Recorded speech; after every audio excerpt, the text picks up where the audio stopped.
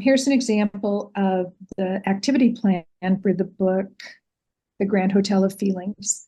And this book, just for awareness, is probably for students in intermediate, like third grade up, but it goes well into high school and beyond.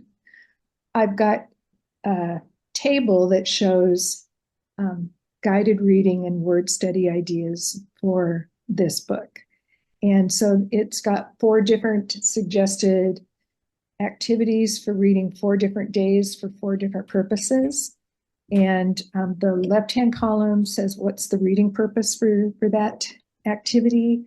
The center column is what's our goal area. And the third column is how do we expect students, or how do we anticipate for and encourage students to participate and engage with the book. So the first activity number 1 for the first reading is to do a shared reading. You can do it individually, you can do it with a group, using car and crowd strategies. And you can model with core vocabulary and have fringe vocabulary there to help support it as well. And what you'd expect students to do during this reading is you'd be doing anticipating waiting time, encouraging students to comment, to answer or ask questions throughout the reading. So you'd be looking for their engagement and communication during the reading, using visual supports like core vocabulary and fringe and or personal AAC systems. And our second reading the next day or some other time that week, you could identify together as you're reading all of the feeling words and write them on the board, write them on a whiteboard next to you. So you're focusing on text at this point. And students can help you identify by using their voice. Oh, there's a word that's, happy. That's angry, anxious. That's a word. Or you could have voice output buttons that are pre-recorded with there's a feeling word, or I hear a feeling word, or whatever. And then also encourage students to use their communication systems, maybe even just their voice when they hear a feeling word, just to use their voice or to use a gesture or a sign, whatever is going to keep them engaged with you and listening for the feeling words. On reading number 3, the book talks a lot about managing feelings.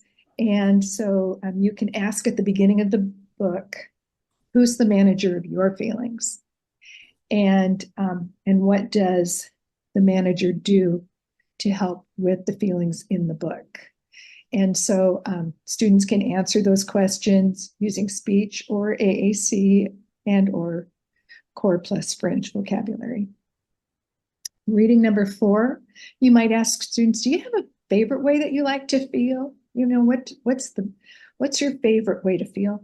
And have them listen for that feeling and identify it when they hear it. And then you can write that feeling and their name underneath it on a whiteboard. So you're focusing on a lot of text while you're doing these readings.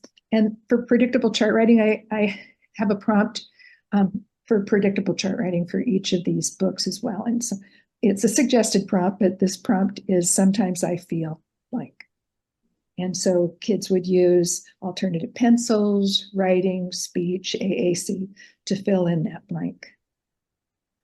If you go further down, some material, I've got links in here to what is predictable chart writing, what are alternative pencils, and another link to the activity-related picture supports, which would be the fringe, a link to where you can find voice output communication buttons. And then I have ideas for a very limited list, but ideas for activity expansion. One of the things that you might want to do is watch the movie Inside Out together, or Inside Out 2, which is, if you're older students, because that's getting it at subtle and intricate feelings.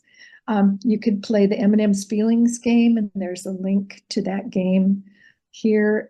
You could make homemade emoji squishies as a craft project. And you can make an affirmation catcher by learn how to make one of those by clicking on the link there. So that's an example of how you could use an activity plan as kind of just a jumping off point for you and what works with your students and what works in your classroom.